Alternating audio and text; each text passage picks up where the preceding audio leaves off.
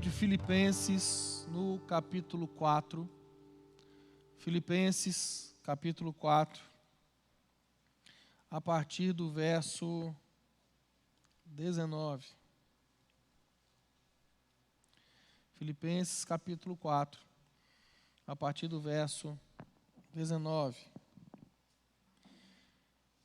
Diz assim o texto: E o meu Deus, segundo as suas riquezas, suprirá todas as vossas necessidades em glória por Cristo Jesus. Alguém entendeu isso aí?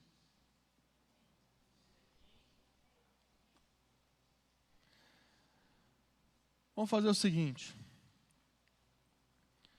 Vamos repetir, aplicando para a nossa vida. Então repete comigo falando: o meu Deus, segundo a sua riqueza em glória, há de suprir em Cristo Jesus cada uma das minhas necessidades. Agora, você vai fazer o que você ama, que é olhar para o irmão que está do seu lado. Porque você ama ficar olhando para a cara do irmão, fazer aquela cara de profeta, que vai liberar uma palavra da parte de Deus. E você vai falar com ele assim: meu irmão, não, mas pelo amor de Deus, cadê o profeta? Esse profeta está sem comer até agora? Que isso? Vamos lá, com ousadia, irmão, com autoridade. Fala com ele: meu irmão, o meu Deus, segundo a sua riqueza em glória, há de suprir em Cristo Jesus cada uma das suas necessidades. Se você crê nisso, dá uma glória a Deus. Meu irmão, eu creio, a fé é minha, eu creio no que eu quiser. Eu creio na Bíblia toda. Meu irmão, eu creio até na capa da Bíblia. Se na Bíblia tivesse um versículo dizendo que eu posso voar, você ia me ver correndo, batendo os braços, tentando voar. Porque eu ia correr atrás do cumprimento dessa promessa. Por quê, pastor? Meu irmão, porque Deus tem compromisso com a sua palavra. Ele tem compromisso com a sua palavra. No entanto, muita gente se relaciona com esse texto de Filipenses 4,19 de forma equivocada. Muitas vezes esperando a provisão de Deus, e de acordo com o texto, essa provisão é sobrenatural, ela não é meramente natural. Porque o texto diz que Deus irá suprir segundo as suas riquezas em glória. E, meu irmão, não é pouca coisa. O que Ele vai suprir? As nossas necessidades em Cristo Jesus. Ele está falando, meu irmão, de uma intervenção sobrenatural que vai se manifestar na minha e na sua vida natural. Então Deus mandou, meu irmão, o homem trabalhar. Deus mandou o homem trabalhar, sim ou não? Produzir o seu próprio resultado, sim ou não? Mas Deus nunca quis que o homem ficasse limitado aos seus resultados naturais. Salmo 127, versos 1 e 2, a Bíblia ela diz: se o Senhor não edificar a casa, em vão trabalham os que a edificam. Se o Senhor não guardar a cidade, em vão vigia a sentinela. Inútil vos será levantar de madrugada, repousar à tarde, comer o pão de dores, pois ele supre aos seus amados enquanto dormem.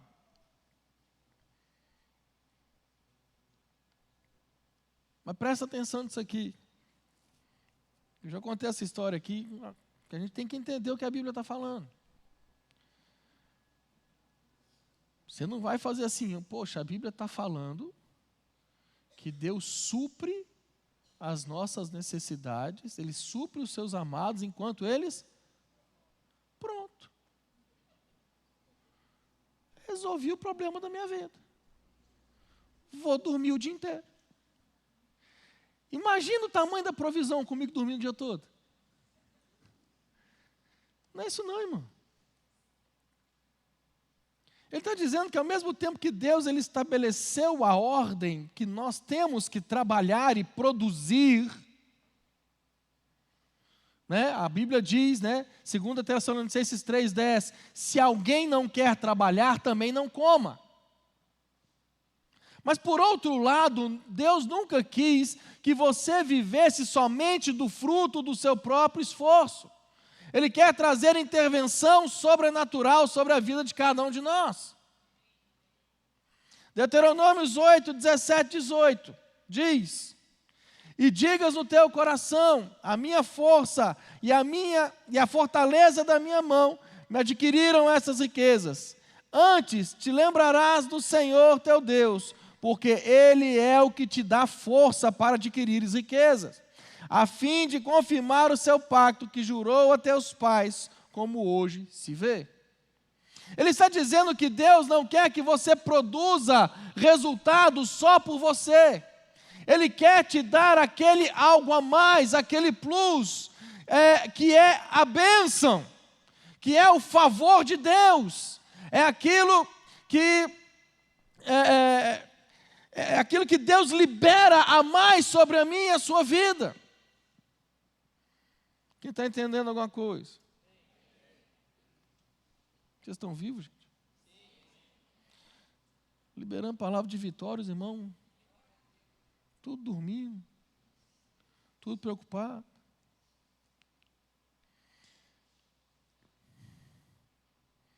É algo a mais que Deus te leva além da sua capacidade de gerar recursos sozinho. Há um Deus, irmão, que quer trazer provisão nas nossas vidas. Há um Deus que quer levar a mim e a você a um lugar de conquista. E aqui nós temos uma porção da palavra de Deus falando a respeito disso. O problema é que a maioria de nós quer pegar esse versículo. Aliás, o crente ele tem esse costume, né, de pegar o texto sem olhar o contexto.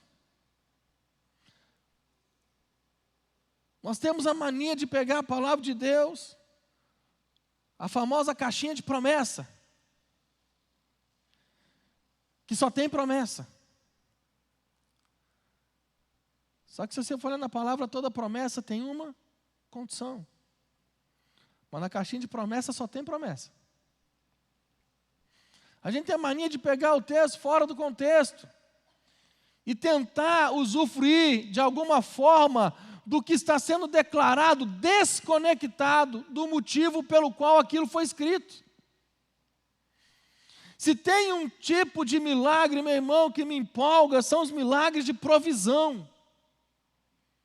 São aqueles, meu querido, que quando você menos imagina, você não sabe de onde o recurso vem. O recurso vem. E como o pastor Márcio falou aqui, nós temos orado todos os dias por um milagre, irmão. Todos os dias nós oramos por um milagre financeiro na nossa igreja. Nós não temos dinheiro em caixa. E nós oramos por um milagre financeiro. E muitas vezes nós lemos esse texto colocando ele em nossas orações e parece que não tem muito resultado. Nós precisamos entender que nos basear num versículo isolado é um perigo. Então, existe contexto bíblico, irmão, no versículo, amém?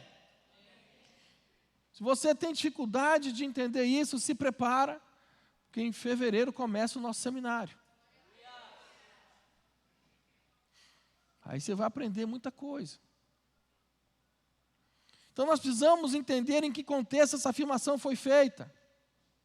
Eu não sei se você já parou para pensar por que Paulo faz essa declaração na carta aos Filipenses e não faz em nenhuma outra. Não significa que o que ele falou servia só para aqueles irmãos, ou que isso não se estenda a nós hoje, mas significa que havia uma razão pelo qual o Espírito Santo o moveu a falar e aplicar essa verdade justamente para aquele grupo. Então, Filipenses capítulo 4, no verso 10, a Bíblia diz o seguinte: ora, muito me regozijo no Senhor, por terdes finalmente renovado o vosso cuidado para comigo, do qual, na verdade, andai-vos lembrados, mas vos faltava oportunidade. Eu quero te mostrar nos próximos versículos que esse cuidado que ele está se referindo é um investimento material. Era um financiamento na vida e no ministério de Paulo. O que Paulo está dizendo? Vocês já fizeram isso antes, faltou oportunidade e agora vocês voltam a fazer. Então, o verso 11 de Filipenses 4. Não digo isto por causa de necessidade, porque já aprendi a contentar-me com as circunstâncias em que me encontrei. Sei passar falta e sei também ter abundância. Em toda maneira, em todas as coisas estou experimentado, tanto em ter fartura como em passar fome, tanto em ter abundância como em padecer necessidade. Posso todas as coisas naquele que me fortalece. Essa expressão, numa outra tradução, tudo posso naquele que me fortalece. Esse tudo posso, ele não está falando apenas da conquista. Ele está dizendo, não tem circunstância que vai parar a minha fé. Não tem circunstância que vai me desanimar. Quando eu estou em abundância, eu estou de mão erguida, glorificando a Deus de pé. Mas quando eu estou na escassez, eu faço da mesma forma. Eu aprendi a viver contente em toda e qualquer situação. Eu não sou um crente circunstancial, daqueles que louva e adora a Deus quando tudo está bem, e choraminga e ameaça desviar e não dar o dízimo quando tudo está mal. Paulo está dizendo que ele aprendeu a viver em uma estabilidade espiritual, independente da sua condição material. Verso 14. Todavia, fizestes bem em tomar parte na minha aflição. Então, mesmo que ele diga, eu posso tudo naquele que me fortalece, mesmo que a dificuldade financeira não vá me desanimar, eu não vou negar que foi bom vocês me socorrerem na hora do aperto. É isso que ele está dizendo. Verso 15 e 16. Também vós sabeis, ó Filipenses, que no princípio do Evangelho, quando parti da Macedônia, nenhuma igreja comunicou comigo no sentido de dar e de receber, senão vós somente.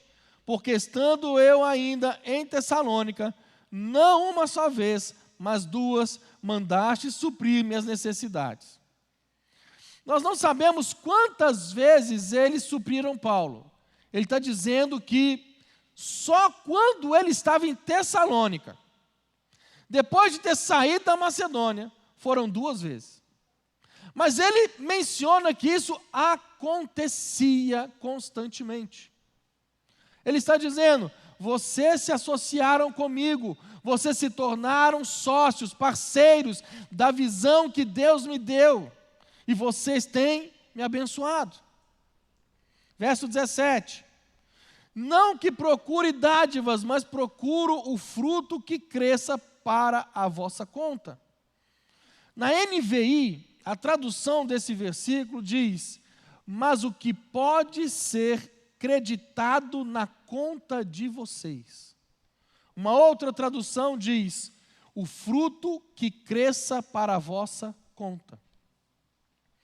O que Paulo está querendo dizer é o seguinte: eu não estou explorando o momento de vocês me tocarem e me abençoarem, porque eu estou interessado no donativo. Não. O que realmente me interessa, o que realmente é importante para abordar este assunto com vocês, para conversar com vocês de uma forma franca, é que isso vai liberar na vida de vocês. É o que isso vai produzir na vida de vocês. Verso 18. Mas bastante tenho recebido e tenho abundância, cheio estou, depois que recebi de Epafrodito, misericórdia, o que da vossa parte me foi enviado, como cheiro de suavidade e sacrifício agradável e aprazível a Deus. O meu Deus, segundo as suas riquezas, suprirá todas as vossas necessidades em glória por Cristo Jesus. O que Paulo está dizendo? Vocês acionaram uma lei espiritual. A lei de dar e receber. Não é a lei de receber para depois dar. É a lei de dar e receber. Quem está entendendo? Irmão, assim como Jesus mostrou. Primeiro se crê e depois se vê. Não é o contrário. A lei espiritual, primeiro você dá, depois você recebe. Então Paulo está dizendo, vocês plantaram provisão na minha vida, vocês tocaram a minha vida pessoal, vocês tocaram o meu ministério, a missão que Deus me deu, o meu chamado, plantaram suprimento, plantaram provisão. Então agora se preparem, porque vocês plantaram provisão, então vocês vão colher provisão, porque o meu Deus vai suprir vocês. E é tão interessante que eu não compartilhei o que eu ia pregar hoje com o pastor José Márcio.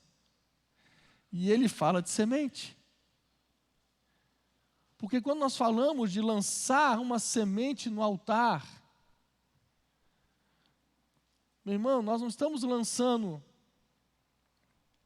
dinheiro, nós estamos lançando semente, que ela vai produzir frutos, ela vai frutificar, e ela vai frutificar não só onde ela foi lançada, como na vida de quem lançou. Na sua vida, isso vai frutificar. Agora, essa afirmação não está sendo liberada apenas para o crente que ignora inconsciente ou deliberadamente a lei de dar e receber. Essa afirmação ela está sendo feita, está sendo declarada sobre quem pratica a lei de dar e receber. E se você, meu irmão, quer viver provisão, você precisa entender um princípio. Primeiro, você planta. Depois você colhe. Primeiro você planta.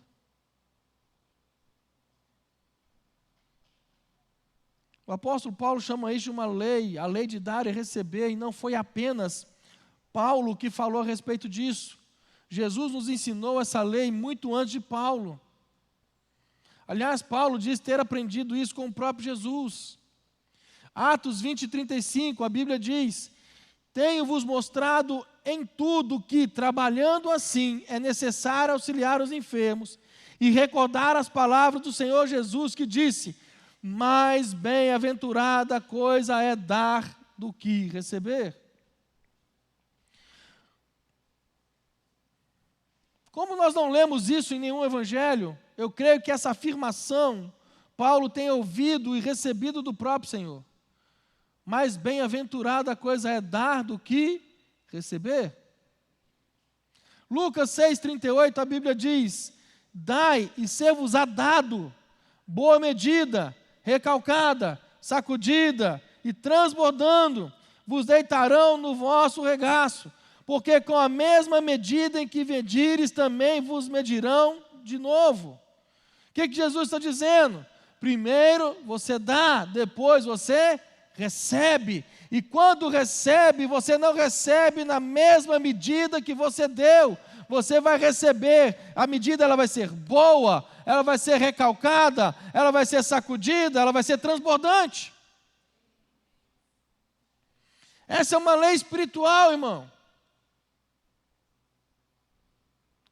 E é interessante porque ela vai se aplicar em todas as coisas que você fizer. Como assim, pastor? Se você está na sua casa, e o Espírito Santo move o teu coração, eu creio que o Espírito Santo habita em você. Só uma pessoa confirmou. Misericórdia, Jesus. E o Espírito Santo move o teu coração. E aí você tem ali uma roupa que você gosta muito, mas ele manda você dar para um irmão. Você está plantando. E você vai receber. É um princípio. Aquilo que você semeia, você vai colher. Você vai colher. Então, em todas as áreas, irmão. É uma lei espiritual. É algo que é um efeito bumerangue. Tudo que vai, volta. E, meu irmão, não é só de coisas materiais, não. Mateus 7, 1, 2 diz: não julgueis, para que não sejais julgados. Porque com o juízo com que julgares, sereis julgados. E com a medida com que tiveres medido, vos hão de medir a vós. Então, todo julgamento que eu libero na vida dos outros, ele vai voltar em forma de julgamento para mim. Toda condenação que eu libero na vida de alguém, voltará como condenação sobre a minha vida. Então, entenda que isso não se limita a recursos financeiros. O verso 12 de Mateus 7 diz: portanto, tudo o que vós quereis que os homens vos façam, fazei-lo também vós, porque esta é a lei e os profetas. Pois é. Aí você vai atender casais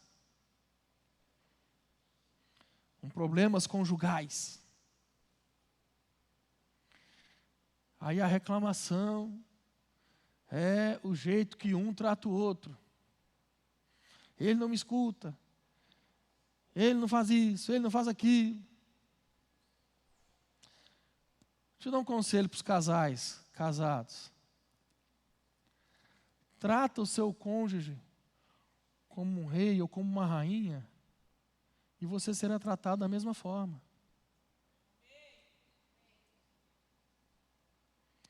O problema é que nós sempre queremos que o outro faça e esquecemos que nós também temos que fazer.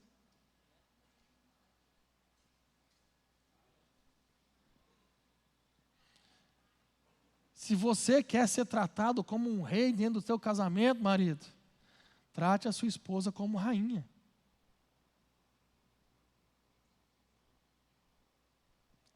Pergunta: qual foi a última vez que você levou um café da manhã na cama para a esposa? Ai, ai, ai.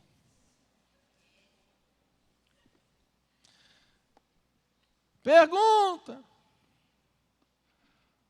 marido, qual foi a última vez que você levou flores para a sua esposa, sem ser uma data comemorativa?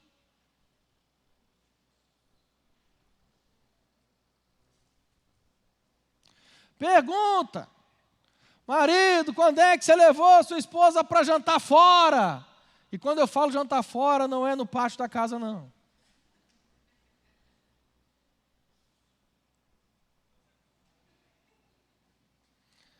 Estou vendo que vão ter várias conversas em casa hoje.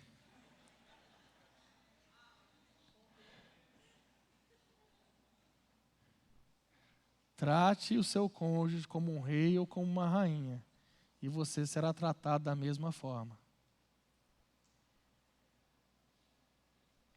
Planta, irmão. Planta. Quem planta, colhe. Isso é uma regra.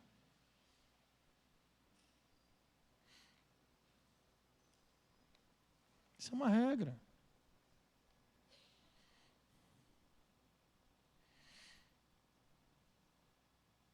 O que ele está dizendo é o seguinte: faça uma coisa boa que você quer que façam com você. Porque se você tomar a iniciativa de fazer primeiro, você vai acionar este efeito bumerangue. Essa lei de dar e receber. Aquilo que você libera, vai voltar para você. Provérbios 11, 24 e 25. Ao que distribui, mais se lhe acrescenta. Ao que retém mais do que é justo, é para a sua perda. A alma generosa prosperará, e aquele que atende também será atendido. Outra tradução diz: a quem de generosamente haver aumentar suas riquezas, outros retêm o que deveriam dar e caem na pobreza.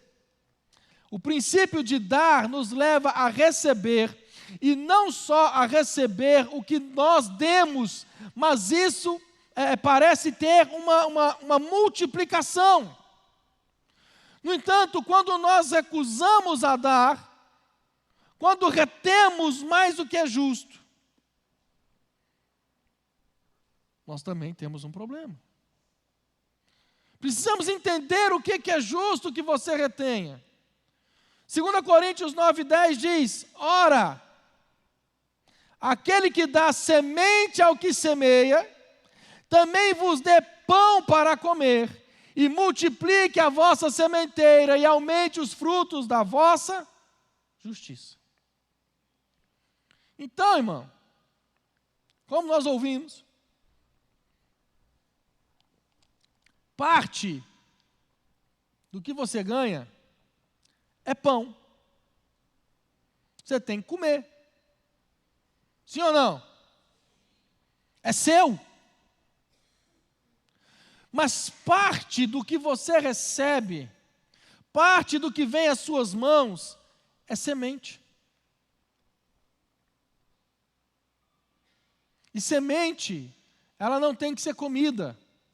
Semente, ela tem que ser plantada. Plantada. Aliás, é uma lei muito parecida de dar e receber, é a lei da semeadura e da ceifa. Então, se parte do que você tem é semente, semente tem que ser plantada. Agora, se você não planta, para que você precisa de semente?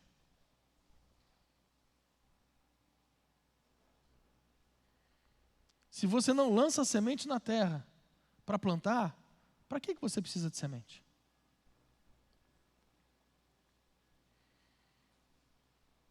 E se você não tem semente para plantar, como é que você vai ter o pão? Como é que ele vai ser produzido?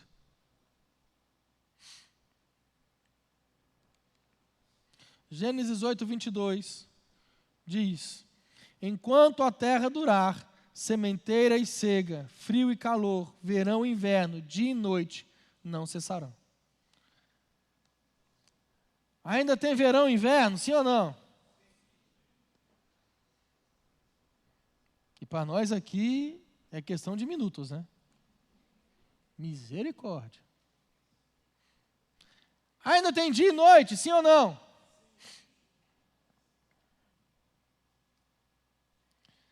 Tem frio e calor? Então, irmão, semeadura e colheita continua. A Bíblia não fala disso só para quem planta uma semente natural. Gálatas 6,8 diz: porque o que semeia na sua carne, da carne ceifará a corrupção, mas o que semeia no Espírito, do Espírito ceifará a vida eterna. Então a Bíblia está falando que plantio e colheita, enquanto a terra durar, vai existir. E existe não só para o natural, mas também para as coisas espirituais. Nós precisamos entender essa lei. Porque entender essa lei vai nos levar a entender a maneira como Deus nos toca. A forma com a qual Deus toca a nossa vida. Alguns creem que não é necessário semear e tomam como base Lucas 12:24. Considerei os corvos que nem semeiam, nem cegam, nem têm despensas, nem celeiro. E Deus os alimenta, quanto mais valeis vós do que as aves. As aves não semeiam nem ceifam, porque Deus nunca mandou eles fazerem isso. Deus não deu a eles essa habilidade. Mas Deus nos deu a responsabilidade de plantar e colher, tanto no natural quanto no espiritual. Lucas 4, 25 ao 27. Em verdade vos digo que muitas viúvas existiam em Israel nos dias de Elias, quando o céu se cerrou por 3 anos e 6 meses, de sorte que em toda a terra houve grande fome. E a nenhuma delas foi enviado Elias, senão a Sarepta de Sidom, a uma mulher viúva. E muitos leprosos haviam em Israel no tempo do profeta Eliseu, e nenhum deles foi purificado, senão Naamã, o Ciro. Então haviam 2 profetas em Israel, que tinham muitas pessoas com necessidades à sua volta. Mas Deus não pôde usá-los para nenhum deles. Jesus diz, porque o profeta não tem honra na sua pátria. Deus só pôde usá-los com gente de fora, com gente que os levaria a sério, que daria a eles a devida credibilidade para que eles pudessem ser instrumentos de Deus. Então, Jesus apresenta uma perspectiva diferente do que aconteceu com Elias. Havia muitas viúvas em Israel, mas Elias não foi enviado a nenhuma delas. Elias foi enviado a uma viúva em Sarepta de Sidom.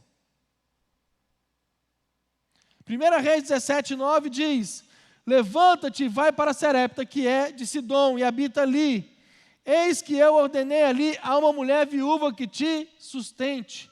Então a perspectiva que a gente tem lendo só esse versículo é que Deus queria usar a viúva para suprir e sustentar o profeta. Só que quando Elias chega lá, ele descobre que a mulher não tem nada.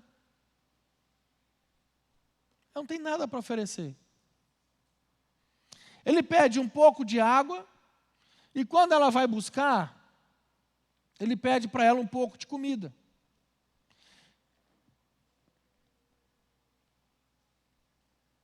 E se você for ler a Bíblia, na linguagem dos dias atuais de hoje, na tradução minha, vai dizer o seguinte: vai rolar não, senhor. Está doido? Eu estou indo comer o resto que eu tenho. É a minha última refeição. Eu e meu filho vamos comer isso e depois nós vamos morrer, porque não tem mais nada.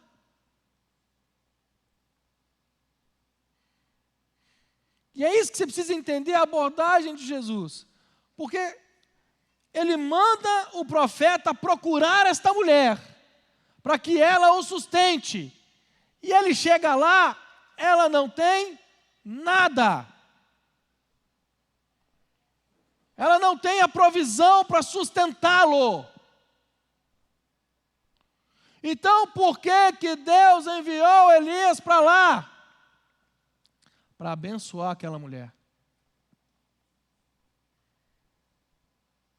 Como assim, pastor? Ela não tem nada. Como assim?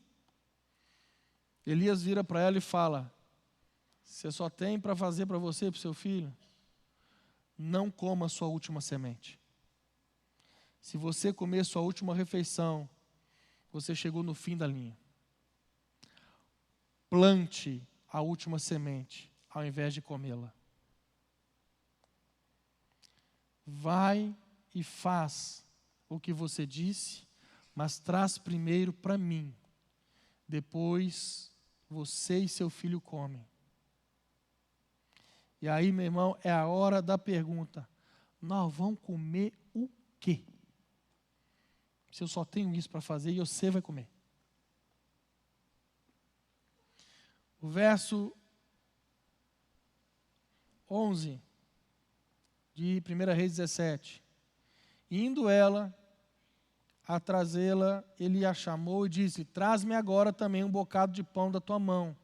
Porém ela disse: vive o Senhor teu Deus, que nem um bolo tenho, senão somente um punhado de farinha na panela e um pouco de azeite numa botija. E vês aqui, apanhei 2 cavacos e vou prepará-los para mim e para o meu filho, para que o comamos e morramos. E Elias disse: não temas, vai e faze conforme a tua palavra.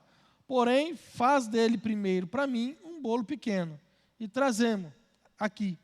Depois farás para ti e para teu filho, porque assim diz o Senhor, Deus de Israel: a farinha da panela não se acabará, e o azeite da botija não faltará, até o dia em que o Senhor dê chuva sobre a terra. E ela foi e fez conforme a palavra de Elias. E assim comeu ela e ele e a sua casa muitos dias. Da panela a farinha não se acabou, e da botija o azeite não faltou, conforme a palavra do Senhor que ele falara pelo ministério de Elias. Nós não temos aqui um explorador de viúvas.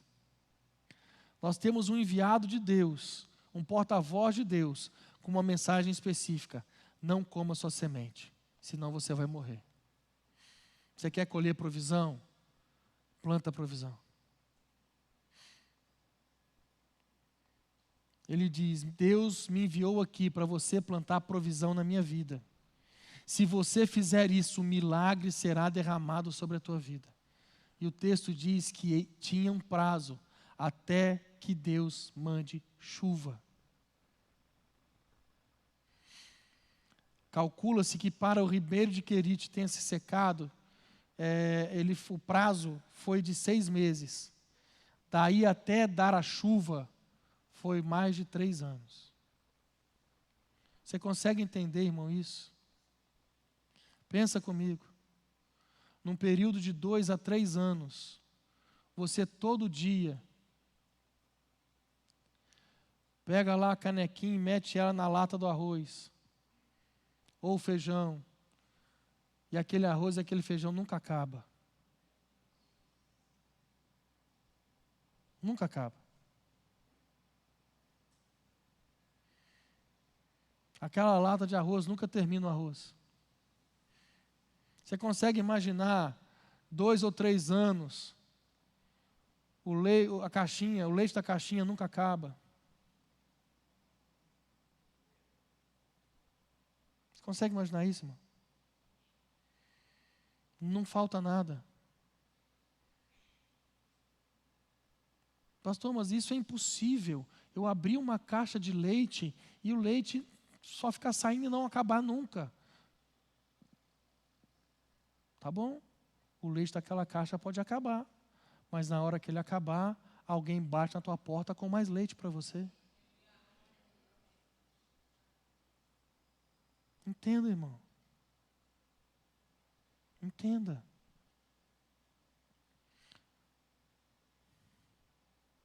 Aí você se pergunta, por que isso não acontece na minha vida? O grande problema é que queremos viver os milagres que eles viviam, sem as atitudes que eles tinham. Nós queremos viver milagres sem a postura e o posicionamento que eles tinham. Nós queremos viver milagres sem o coração que eles tinham.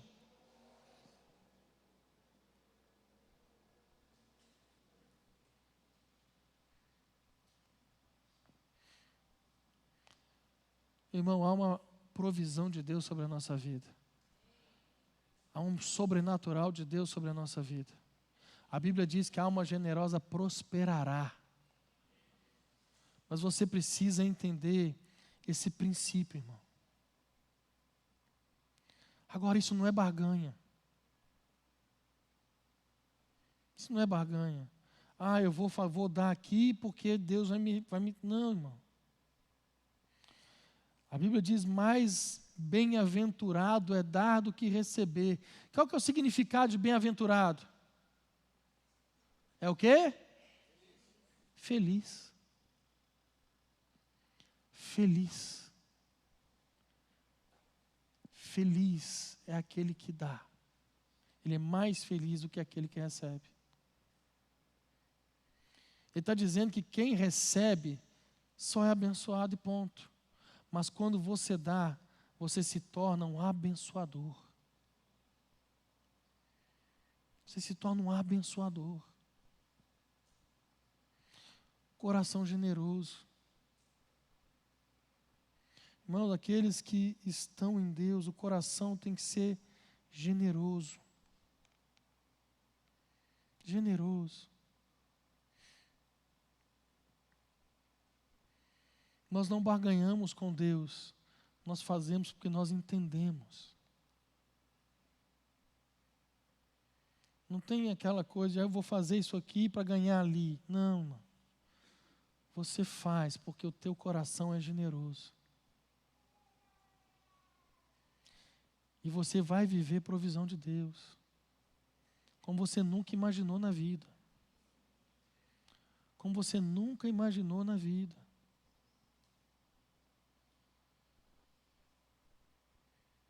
Uma vez uma pessoa falou comigo assim, pastor, você tem que orar para Deus enviar empresários para a igreja, para serem mantenedores da obra. Amém, a gente ora. Mas a oração que eu faço mais é para que Deus prospere o povo da igreja. Que você seja promovido no seu trabalho. Se você tem uma microempresa, ela vai crescer. Essa é a minha oração, irmão. Para que Deus prospere você. Deus pode mandar? Pode. Mas Ele pode fazer na sua vida também. Ele pode fazer através de você também.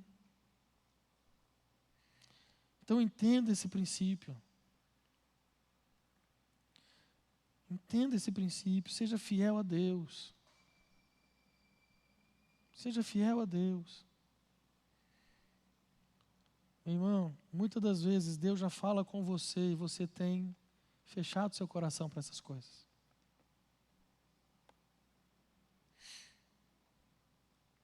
Deus quer te usar, não só no seu chamado, no seu ministério, nos dons e talentos que Ele tem derramado sobre você, mas Deus também quer te usar através das suas finanças. Então seja esse instrumento nas mãos de Deus. Amém? Fica de pé no seu lugar. Vamos orar. Fecha seus olhos.